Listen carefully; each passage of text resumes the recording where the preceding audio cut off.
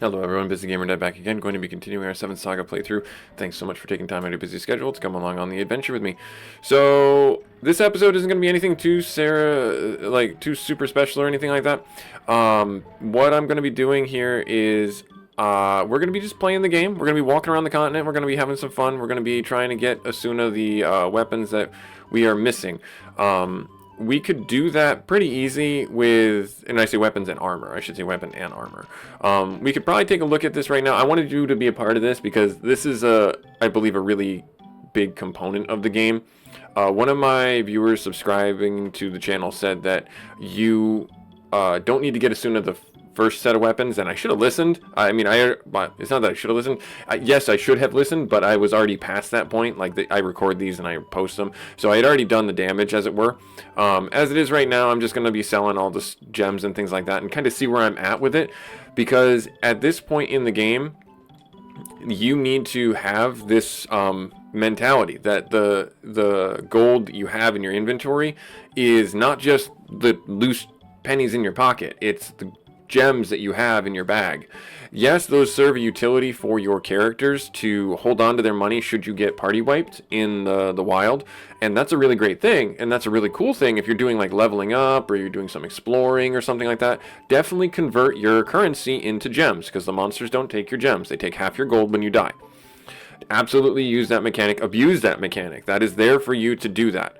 Now, as far as this game is concerned, with where we're at in it right now, we are at the point where I need to do this because I don't have enough loose pennies in my pocket, because pennies are discontinued now, to actually buy the things that are the latest and greatest weapons. So I'm going to sell all these items that I have in here, and plus it'll also really kind of help out with cleaning out our inventory, because we have a lot.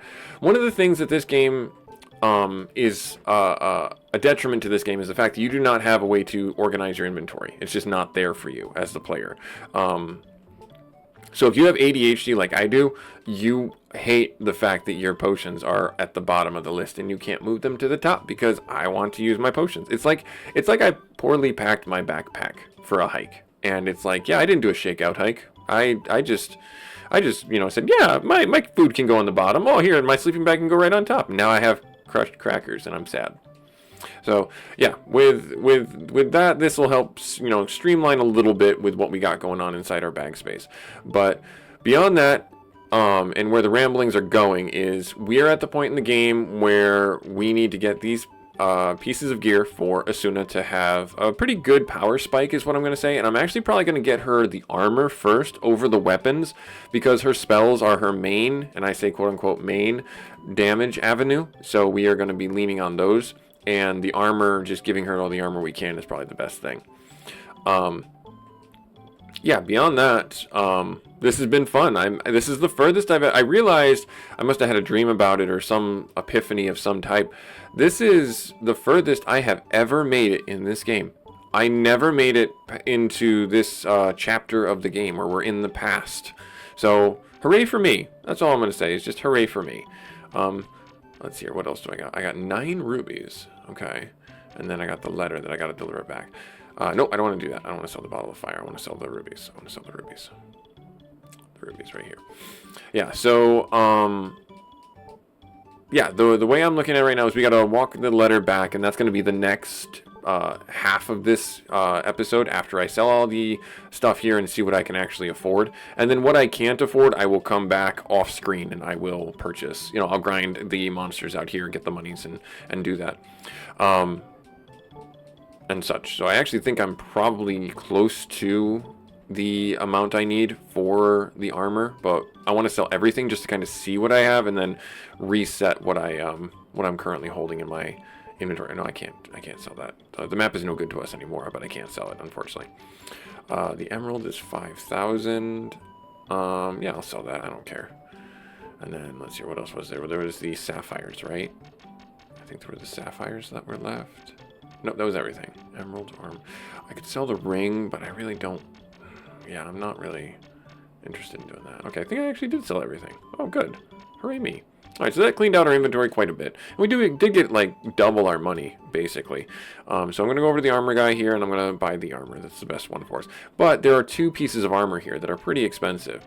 I have the helmet, and this is like the Brilliance Crown, and then we have the Immolation robes. I don't know. Emo robes, and those are by 6. What about this? What is the crown gonna give me? By 20. Yeah, that's gonna be the bigger upgrade. We're gonna take the crown first. 3,500, sure, that's fine. All right, great. So we equipped the crown. Great, awesome. And yeah, so that wiped out our money. There we are. Cool. Awesome. So like I said, I wanted you to be a part of that portion of this video to discuss that with you guys and make sure you are painfully aware of how this game operates with the player, and that you need to sell the jewels, grind for different pieces of gear at this point in the game. Some better players maybe out there could easily have, you know, the money that they need for that. I don't. And so now what I'm going to go through, and I'm going to show you that I'm converting these loose pennies into gems that the monsters will leave alone if we do end up dying on the way back, which is very close to what we ended up almost doing before. And at this point in the game, I'm not going to be running from the fights because I need the level ups. I need that experience. You should be, and the guide that I'm following, which I have in the YouTube description. Oh no, okay, there it is. Oh no, we're nobody in that direction. Okay, good. All right, good. Yeah, my game kind of froze up a little bit there. My game has been struggling, so I'm grateful that we're going to get through this together as quickly as we are. I'm going to save the game just so I can not have to do that again. Yeah, it's like the game like says, you know, it knows me, and it's like, hey, we know that you've never been this far, and we're going to make it really painful, and we might even wipe your save. So there. And I'll be like, oh, if that happens, then I'm going to be the saddest panda ever.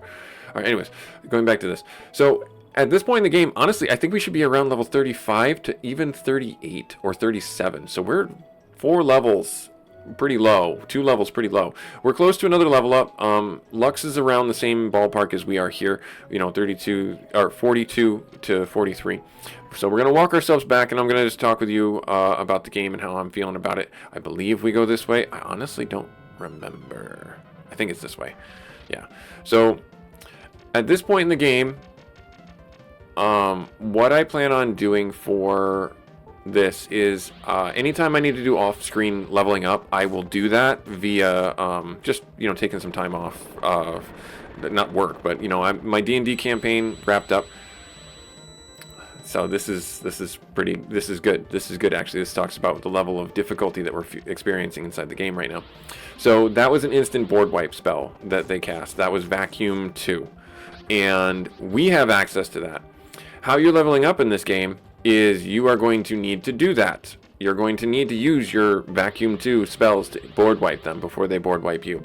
Is it fair? No. Is it fun? No. But it makes me feel powerful. And I said that before, where I was just like, yes, I'm finally on the same level as you jerks. Because there's very little counterplay to it. There are some spells that you can get that will... Oh, am I not going to be able to revive my guy? That would be terrible. There are very little ways that you can reduce the chances that you will be killed. One of them is the ring that we have in our inventory right now, actually. And that's one of the things where I was like kind of hesitant to sell it. Even though it's lower defense, I believe it has a stronger magic resistance to the ring, not the rings, the words is failing me. The rate at which you could get destroyed by instant death spells. So something to think about. So I'm only like 5 spaces away from the town. I'm gonna go back and I'm gonna rest again. This is the game right now. So if we can make it across the trek back to Melanam, I'm gonna do that. And you can see that roughly we get about 1,000 gold every fight. So that tells you that you're gonna have to do about 10 to 12 fights to get the money to get 10,000 gold. And those things that are for our armor pieces are 30,000 gold. Yeah, that's the level at which we're at this game right now. But like I said, I'm going to try and walk myself back to Melanam. I do have other ways of getting stuff, but I don't... Oh, darn it, missed it. I do have other ways of getting some money where I can, you know, maybe... sell some of those other pieces. Oh, you jerk. Dude just ran away. Just did like 150 points of damage to me, and then just says, like, nope, nope, big nope. And that's also really one of the hard parts about where I'm at in the game. Is like, do I chase them? Do I risk it? And it's like, no, you don't. You genuinely don't. Alright, so we're going to make our way this way. Hopefully this is the right direction, because I totally forgot.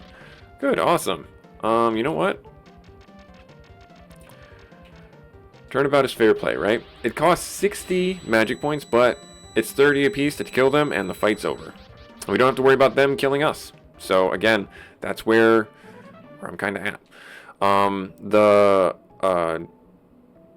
The monsters here give about 500 gold a pop, which is less than ideal. But, again, it's like I said, you got about... Have you not found an encounter that is...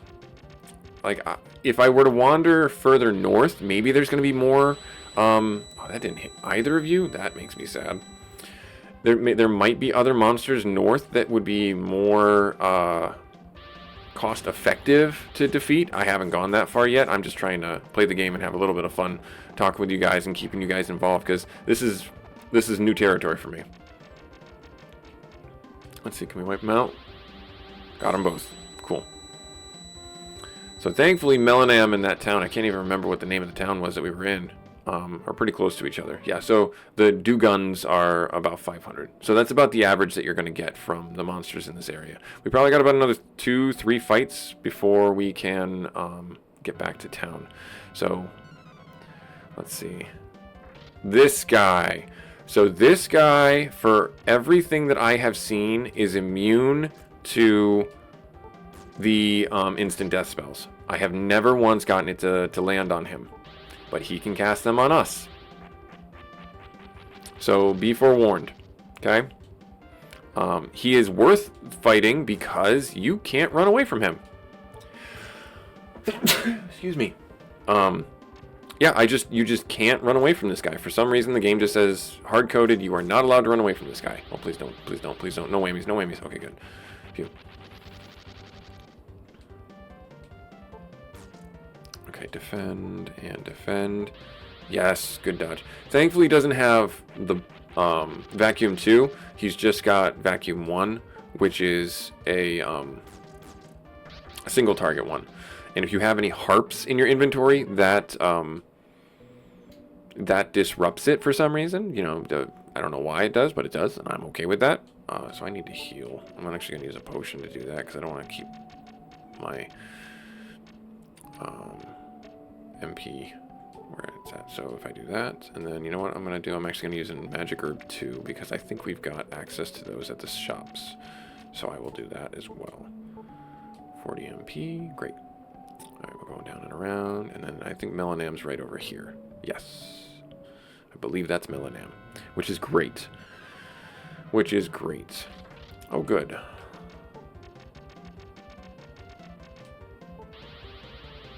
Got them both. Nice. It just makes me feel powerful when I can do this. Is it cheating? I don't think so. It wouldn't have given me this spell if it was cheating. So there. And as soon as I got to level 44. Nice.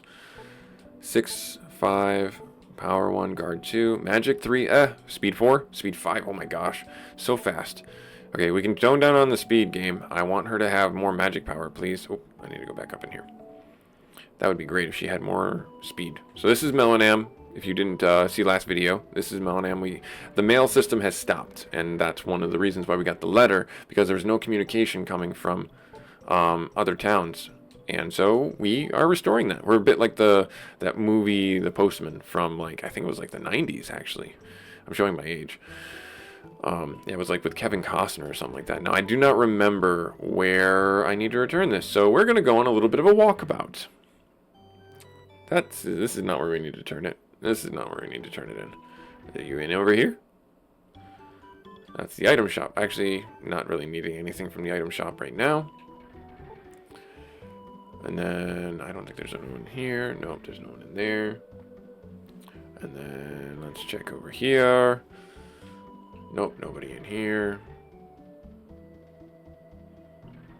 Do do do do do do do do do. This music has actually, has actually been like in my dreams. It's weird. when you play and you hear these songs so much that they just like resonate in your soul after you've played them. It's like, all right, cool. Is it down here? Yes, it is. We got to go down in the basement. We got to talk with the people down in the basement. Yes, this is where we go. This is where we go. I hope I don't advance the story too much because I still want to gain some levels and I still want to get that gear. So hopefully I can kind of opt out if we do that. But yeah, we're going down in the basement here. We're going to get down in the basement. We're going to talk with the one scientist who's all sad because he's not getting any response from his, I'm assuming his mother? I don't know. Or maybe wife? Is it over here? Just yeah, I go down. Yes, he's in that room right there. Yeah. Yeah, this guy. Nice. Talk with you. You have a letter for me from my... Yep, it's his mother. Yes. Thank you for delivering it. I soon handed the letter to Tonforo. There isn't much I can do to return the favor, but I thought you might be interested in our new project. Would you like to see it? No. I'm not going to see it just yet. It would be nice to have your opinion on it. Okay, good. So I'm going to put a pin in that. I'm going to put a pin in that, and I'm just going to say that that was very nice of you, but I'm going to get a few more levels before we advance the story because I don't know what's going to end up happening when I go there.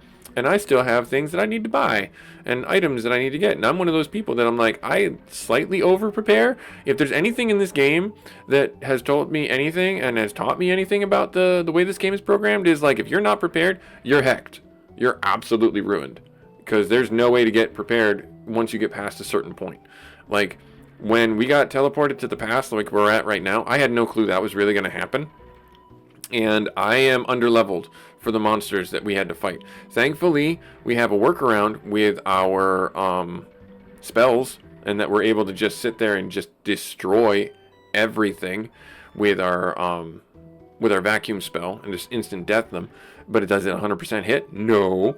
Is it always going to work for us? No. So that's where I'm like, I better, take advantage of this while I can and do what I can with it. So I'm gonna replenish the potion 2s and things like that, and then I'm gonna go stand outside here and have a couple of rounds of combat, and then when I gain Lux's level, I think that might end up being where I call this episode, sadly. But I mean, it's gonna be a little bit of a short and sweet episode, but I think that there's really not much more to say about the game as a whole. I'm gonna hold on. I'm actually gonna do this real quick. I'm gonna make sure I don't... Yeah, the diamonds. I don't need the diamonds. Diamonds are nice to potentially have, but I'm going to do this just in case I get dead. So that way I have a little bit of a nest egg in my inventory that I can sell if I need to. But anyways, yeah, so where was I going with this rambling? Yeah, this game, if you do not prepare yourself, you will be unprepared, and it will make you sad. It will destroy you, which is what I wound up happening to me when I was much younger, when I first tried to beat this game. I genuinely could not beat the game because at a certain point the monsters just got too far ahead of me and I could not keep pace. And so I remember very distinctly, I had a friend come over and he was also playing the game, and he was like, you're only level, I think it was like 30 when I was in, maybe even less, maybe like 25, when I was fighting the monsters in the Snowland. And he was like, you're only level X? No wonder you can't do anything. And I'm like, yeah, and he's like, you basically have to take one fight, duck back into town, heal, and come back out again. And it's just like, and as a kid, I'm like, I got better things to do with my time. There are girls out there that I want to go chase. There are other video games that I want to go play. I cast Protect. I didn't actually want to cast Protect. I think that also helps with instant death spells. So there's that for us as well. I could actually look on the map and find out. Because on the back of the map, I think it gives a description of some things. So I should probably do that, huh? Just to know what my spells do. Alright, good. So this guy, just keep on attacking. Melee attacks work a little bit better against this guy. At least for my party makeup and what I've found.